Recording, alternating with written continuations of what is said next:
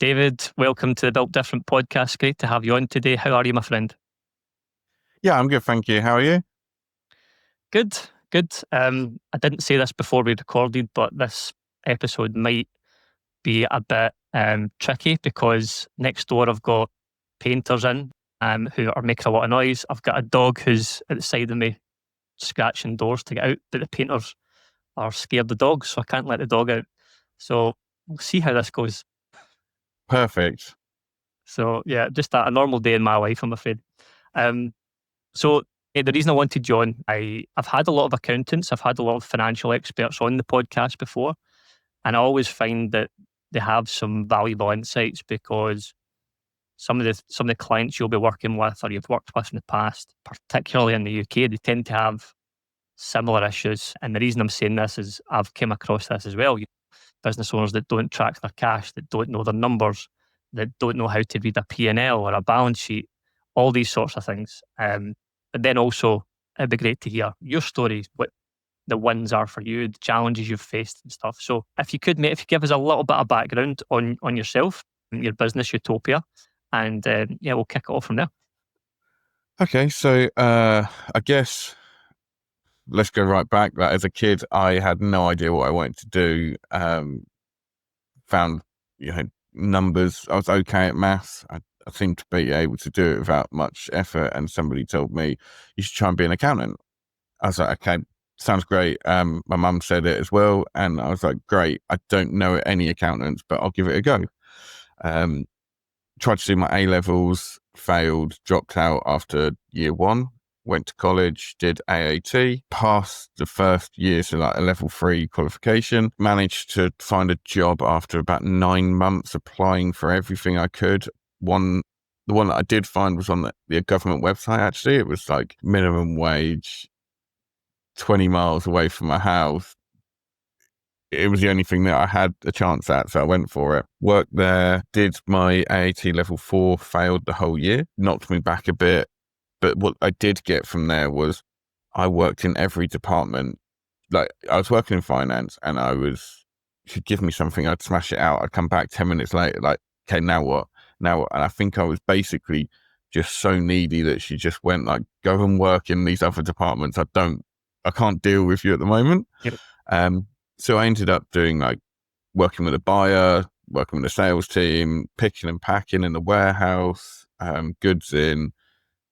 Then customer service. The customer service manager went off on long-term sick for 3 months, so I actually took over from him. Like, unfortunately, my pay didn't change, but I was sat there doing all the bits he was doing, and that was just huge. Like, I was learning the accounting system or the software that they had inside out in all different ways, and I could see how everybody was doing it wrong, but it was just all kind of happening in the background. Then I had a couple of other jobs after that, and went to work for an accountancy practice after saying I would never fit in an accountancy practice. I'm not a stereotypical accountant. I'm not sitting there churning out numbers or doing sets of accounts. If I'm honest, I don't enjoy doing accounts. So yeah, that's where I ended up at accounts practice with my now business partner, Catherine, who was my boss at the practice. And we were looking at it like, we don't enjoy this. Businesses are getting their tax returns 9 months after their year end. They're being told they've got to pay 20, 30 grand in tax, and they've got to pay it by the end of the week. That's a horrible conversation for everyone. And there's got to be a better way of doing this. So what we've tried to do is pull it all back.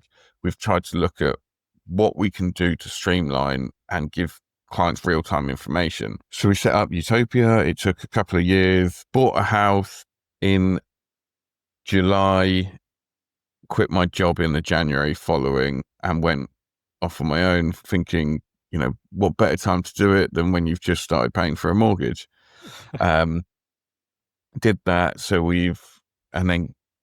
actually the plan was I was going to go build up the business, and then Catherine would join me. She decided, so the August, we got to like September, and I said, put this idea forward to Catherine. She thought about it. I think a couple of days later, she came back in and she said, fuck that. If you're going, I'm coming with you. There's no way you're going and leaving me behind here. So suddenly we've gone from just like me going down to just covering my mortgage to me and Catherine trying to bootstrap this business with no clients and nothing going on. So that was real tough. Like that first couple of years, we knew what we wanted. We knew what we had. Problem is, it's really hard to sell a good service, like a few £100 a month. It's a full finance department and stuff like that. Nobody knows you. Nobody trusts you. Nobody wants to engage with you. The odd person will go, oh, you can do my tax return for £200, but I want discount for friends and family rates. So, can you do it for £50?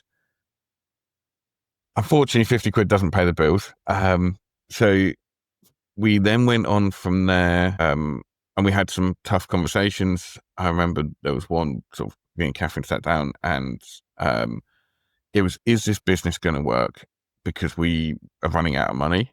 We need to be able to afford, like, buy more time. And because I'd been on, I think I was on about £500 a month for the first 6 months, and also just taking out a mortgage. So trying to get a loan was near on impossible. Whereas Catherine at that time was able to get a loan, and she took out a 10 grand loan personally, put it into the business, and that bought us enough time to go to job.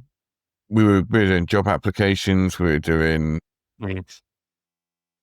literally applying to anything and everything, trying to talk to as many people as we could. We were told, go networking, do these networking events. They're great. All these different marketing ideas. Yeah. And so many people are like, do this, that'll be the easy one. Honestly, we tried everything. We were doing everything we could with anyone we could. So yeah, it was quite a journey there. Do you know that's so common though, isn't it? I think when everyone starts in business, it doesn't really matter which industry.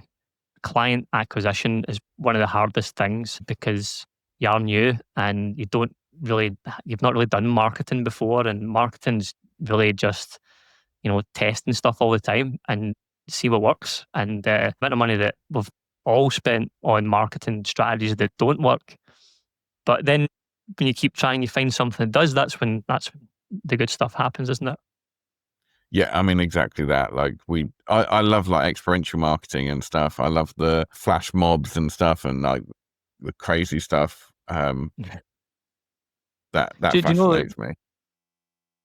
you mentioned something earlier, and obviously for the listeners, you've got your own podcast as well. Was it intentional from you to try and build a personal brand or company brand with the podcast, with your own personal brand on LinkedIn and stuff to try and attract more clients? Was that intentional or did it just happen? I'd say absolutely it was intentional, but also it just happened. So there you go. I don't answer the question at all.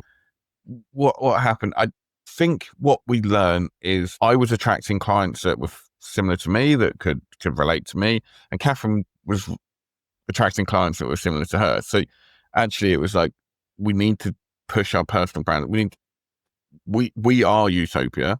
So we need to, how is it that we can do it and be relatable and things like that? Because a huge amount of accountancy and a financial advisor is, I don't know if it still is, it was always the number one trusted advisor.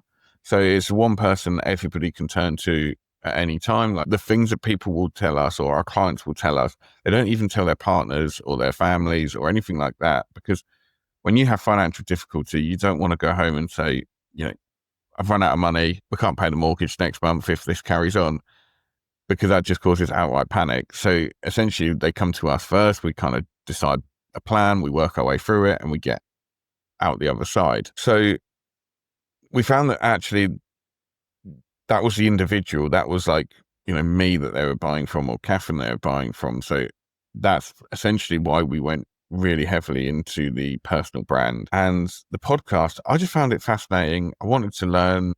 I'm already learning from 100 businesses at the moment. Like, actually, how can I learn from more? And that was bringing people on the podcast and chatting to people. Yeah, definitely. I can resonate with that. When I started the podcast, it was very much to expand my network, work with more people, get my voice out there, improve my communication skills as part of the personal brand, tone down the Scottish accent a little bit as well, which is difficult. Um, so you mentioned something earlier there, right? Accountants being one of the kind of trusted partners, and you're right, they are. But what I would also, as a contrast to that, part of what I do, I speak to a lot of business owners when I'm looking to acquire businesses or help business owners to grow, scale, and exit. And one of the most common things, honestly, they say, I couldn't put a figure on it, but it's high. A lot of them say, my accountant's shit.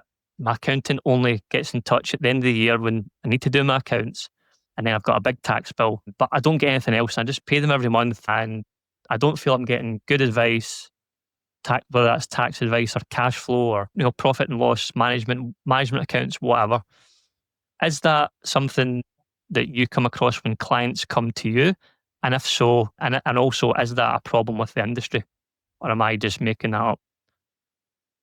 So yeah, absolutely. Like clients that come across to us, like some of them are in a mess, some of them haven't got things up to date. The problem is, I think the industry is traditional. If you look at most accountancy firms, they've been going 50, 60, 70 years, and they're still running like they did when they set up 50 years ago. Yeah. The world is not there. Like AI is just drastic. I mean, that's just in the last 2 years. If we go back, let's go back to when Xero first started, like cloud accounting. Like what I find crazy is some people are still using Sage Desktop and they're like, oh, what is this? Like, what's this Xero? Like, what does it do? Like bank feeds. Oh my God. What do you mean it And can I, automatically reconcile the bank? Oh my God. yeah, well, no, because the worst thing is we've had a few clients that have come across and they've gone like, but how do I click through the reconciliation and stuff? Like, okay, like we need to go right back to the beginning. Like, forget everything you know about Sage. Like, let's Yep. rework from the start. But again, accountants were taught like that. And traditionally, like an accountant, they're not very outgoing. They're not very kind of open to change. Finance, everybody is petrified of. Like, nobody, if you go Yep. to any company, the finance department, nobody is open to change Yep. or like any sort of efficiency saving and things. So like when we come in, I rip it apart. I kind of go in, what is your processes? How is it working? Okay, we can cut all of this and we can get you to here in real time throughout the month rather than this whole month end close. And then 2 weeks later, you can actually close it. And then it's like, you can actually do all that in real time. We are doing it. So I think like we start sending management accounts out on the 2nd of each month for the previous month. But yeah, absolutely. There is so many. And that's also because accountants as a whole, most accountants are looking after 400 businesses. Mm. I mean, you can't talk, if you talk to one business a day, you're already behind. Yep. So like the way we work here, we have, I think, between 15 and 20 clients per accountant. They can talk Mm. to one a month and have time to do all the other stuff. Mm-hmm. And that's how we purposely built it. Like we wanted that interaction. We want to talk to them. We want them to know what's going on. Like, yes, we are doing your finances. Yes, it's all being handled. But actually, if you've got something going on, give us a quick call. Give us a message. Like, let's stay well aware and stay well engaged with your business. So that's good to hear because, like, you're right. AI's here. I've got an AI business myself that I mentioned pre-recording here, and that can do so much. But we're still humans at the end of the day. We still want to have some kind of face-to-face or phone call relationship with an actual person that can actually explain this sort of stuff. Because you're right, your processes can probably automate a huge amount of that. But what does it mean? What does this mean? Explain this to me. Educate me. That's what people need. Essentially, we are storytellers. Yeah. I'm just telling that story from the numbers. Like, and that's Yeah. exactly what I do each month. I'm going in, I'm saying, this is your story. This is your business.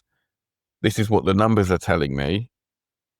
In reality, like the amount of times, if the business owner was a salesman, which say probably 80% of the time is normally someone sales heavy. Oh yeah, yeah. And they'll go, yeah, but we've got this going on. We've got this going on. We've got that going on. Okay. Nothing's come to light. Like at the end of the day, they're conversations that haven't happened yet. And if they happen, great, it's incredible. Mm. But what I do need to tell you is this is where it is at the moment, right now, today. That's where you're looking. So if these projects do come in, yeah, game change. But if they don't, what is next? What's our next plan? How do we get around that? Yeah. Yeah, definitely. Okay. So when people come to you, so clients come to you, what are the typical pain points that they would have? And I think I mentioned maybe some of them at the start of the conversation. What's the typical ones? Because again, you mentioned something really interesting about money and finance. It's a very British thing, isn't it? That we don't like talking about money. We don't like asking questions about money. And that's mad when you think business owners are pulling all this money in, all this money's going out, and we're still conditioned almost from birth to not actually talk about it and be comfortable about finance. I mean, exactly. Well, I mean, British people aren't very good at talking about anything. I might go down a rabbit hole here, but I did go on I went on a retreat, a snowboarding retreat. It was incredible. It was so amazing. There was a guy there that was Australian, and he sat there at this table, like we're all having dinner, and he's just gone, so let's talk about sex. Every single British person in the room sat there, like, kind of really Yeah. uncomfortably fidgeting, couldn't sit still. And he was like, it baffles me how you lot are all like this. As Yeah. soon as something personal comes in, everybody just kind of panics. Yeah. So yeah, it is interesting actually that we just really don't like anything personal. Like, we hide it all. Yeah. And absolutely, it's crazy because if you speak about it, you like, again, one of our biggest challenges actually is getting the clients to open up. So the first Mm. thing we do with every client is when they come in, we try and understand what their goals are. What is it they want to achieve? And that's not get £1 million. Like, okay, then what? What do you want that for? What is it that you're looking and hungry for? Like, how do we get right down to that? And, we've had people break down in tears and things like that because actually they're just trying to make someone proud, or they're trying to do better than what their parents have done, or like, it completely depends. Yeah. But I'd say that's the biggest challenge, is just understanding what it is that we're looking for, what the challenge is, and then we go from there. And so many people are just so far away from it. They're just on a journey. But I guess coming back to like the finance bit, what people challenge or their biggest issues are, I mean, it's adapting to the knowing which software to use, how to do it, what to do, and things like that. And I guess for me, naturally, like, I've got this app stack already built in my head. Like, I walk in, I'm like, yeah, so you get that, plug that in. They all work simultaneously. You're up and running. Go for it. Yep. And they're all just like, oh, but we just used to have one software. Like, can I not just have one software that does everything? Well, that's because one software doing everything is bad. Like, it doesn't Yeah. work. Have specialists at everything. That's, yeah, you're speaking my language because actually having all your information and data in just one place is very risky, especially nowadays. And you're right, to have these like specialized, in my world on the AI business side, we kind of call them kind of digital agents. So, agents that do one specific thing very well, and they'll talk to each other and they'll go back and forth and share what needs to be shared. It's all done instantaneously. But you're right, having like the days of having everything on um, one platform, one CRM is risky. I'm not saying it's over, but some of these big CRMs who can do everything, they're actually at risk. They're actually losing market share right now in the market because all these other tools can do this one thing very, very well, and then they pass it to the next agent that does the next thing very, very well. So yeah, clients that come to you, I'm guessing they struggle with things like cash flow, struggle with, am I actually making money here? Those types of questions, I'm guessing. Yeah, I mean, some of them even come to us because they're like, I feel stupid because the accountant I talk to talks in a language that I don't understand. They use Yep. big, horrible words, which baffles me as well because we're taught to do that. Like, we are taught to use Yeah. these words that nobody else understands. And I Yeah. don't understand why. Like, let's just put it back to English. And because in my opinion, the business owner needs to understand exactly what is going on at any given time. Mhm. they're the ones running the business. They're the ones that are going to make the decisions. They need to know what is going on and how it is looking to be able to buy that vehicle, to be able to spend that money, to get that stock, to whatever else is going on. So actually me going in, baffling them and going, right, there's my bill, thank you, see you next year, helps in no way whatsoever. Whereas going in, making sure they understand it at all times, I'd say that's probably the biggest time is, or if they speak to a business coach or they speak to somebody else who goes, what's your profit? I don't have a clue. Like, couldn't tell you. And that's probably like, all of our clients know what their profits are each month. Not quite all of them, but they know what their costs are and they know what sales target they need to hit. So essentially it's reverse engineering the profit and loss. It's working backwards. You need to hit 70 grand turnover each month to break even. If you do more than that, brilliant. If you don't, you're in trouble. Yeah. It sounds like the way you're describing it, sounds like you're very much a partner for these guys unofficially. You're actually working with them to help them grow the business. Yeah. I mean, that's how we've marketed it before. Like we are in partnership with you. Like we are your finance team. Mm-hmm. Yes, we're not sat in your office, but we're doing all of the stuff that's going on and actually like keep us well informed, because it works both ways and we can actually save you a huge amount of money if you tell us that you're going to go and buy that truck before you do it rather than after. Yeah, and before you've factored in your VAT bill that's due next week. Exactly that. And the corporation tax that's due and the PAYE bill that's due and the other taxes that the government are coming for, because why not? Why not? It's the easiest person to target, isn't it? Business owner. They make all the money. Well, they make all the most revenue and easiest to tax. Yeah. Why not? Just keep taxing them and we'll see what happens. They might all move to Dubai or somewhere. Yeah, it's one of the reasons I moved, I've got to say. But it's mad actually, bit off topic, but there's so many people, it's in the news, obviously. You might have seen it on different platforms. There's so many, not even just wealthy people, like middle class entrepreneurs and business owners that are setting up over here and moving because it's just it's getting to, there's a tipping point. And I think for the last 18 months, 24 months, a lot of business owners have just kind of reached that tipping point, I think. So in terms of your own business, then you've mentioned some of the good stuff, some of the bad stuff. What's been the challenges more recently, David? And also, what do you see as the challenges for the industry in general going forward? The challenges, so I'd say it's quite an exciting place to be at the moment from my point of view.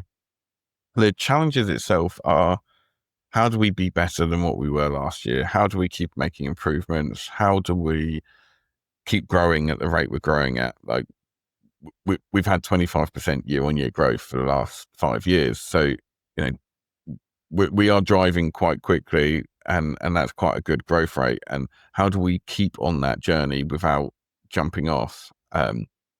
So we're doing quite a lot this year. We're trying to get into events and things like that. So the challenges become, how do we keep this same personable approach and be the human element and have that side of it, but rip out everything with AI and streamline everything to give them better information. So voice agents and things like that. What we don't want to do is lose that client manager. So we still need that one person that you can call and you can talk to and you can have that personable approach. But things like collecting data, collecting information, going and getting personal tax returns, like that's the one I'm looking at the moment. Actually, how do I set up AI to phone you and say, Stephen, have you just had a piece and dividends this year? Is there anything else like capital gains? Have you sold a house? Have you done this? Have you done that? Have you done this? And you go, no. Brilliant. AI hangs up on you.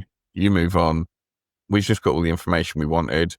It didn't take a huge amount of time. It wasn't an awkward email where clients look at it and go, he's asking me 500 things. I don't understand what half of them are. I'm just going to ignore it. So that's what we're trying to do, is how do we make it as simple for everyone as possible? That's my current challenge that I'm trying to solve. You're already ahead of the curve then, because there's so many accountants, as you mentioned, who are not thinking this way, so you're already on that curve. Yeah, I was going to say, like, it's not something that most accountants are even considering. They're not even looking at that sort of thing. So, but we need to stay ahead, and that's exactly what we're doing to try and stay ahead. So that's probably the biggest challenge that I'm seeing. Other than that, it's just about enjoying it, keep growing, keep talking to people, and seeing our clients thrive. Yeah, brilliant. And so big goals then. You don't need to say exactly what they are, but are you trying to expand the company as well into a much bigger entity, explore UK wide or further afield? What's the main target? Yeah, we're going to take over the country. No, Good. in reality, we're just going to keep growing. We're going to get to a point that works. Well, essentially, I don't see there being an end point. I don't see there being a stop point. Maybe at a point when I can't manage what's going on, and or my business partner, actually, she essentially does all the internal stuff. I'm just the pretty face at the front that goes and talks to people. That's the best job, by the way. Some would say I'm not even got the pretty face. So out of the two of us, it's not really working too well. But no, we're just planning on carry on growing and carry on trying to achieve, sustain this growth, sustain the kind of snowball that we're on. And if we can help all of our clients become millionaires or billionaires or whatever it is that they want to achieve, then we've done it. Yeah. Yeah, it's from this conversation, I can tell that you do a lot for your clients, which, having spoke to so many accountants and business owners in the past, that's not common. So, and I can see from the business you've got, it's really successful, and the podcast, mate. So well done on that. As we finish up, what's the type of clients you're looking to target, and what's the best way for people to reach out to you? So I guess anybody that doesn't know where they are, doesn't know what's going on, is struggling with their numbers, or wants that growth and doesn't have the information to be able to do it. So I'd say it kind of starts at like 100 grand turnover, or somewhere where they're going, it's not just me anymore. I want a team. I want to expand up to a few £1 million turnover. So I'd say once you sort of hit 5 million turnover, you should already have all of this in place. You should have a finance or looking at a finance team and having people internal. So that's kind of where we sit and where we kind of really thrive.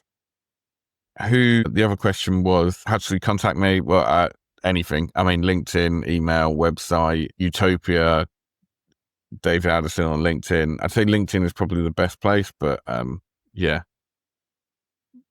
Yeah, well, we'll put all those handles and stuff in the show notes as well. David, it's been a pleasure having you on the podcast. I think the listeners will get a lot of value from that, and we've went into a couple of interesting topics, but I always like to bash accountants if I can. So we got into that, which was good. I didn't even preempt that, so that was nice. That's always a good thing to do.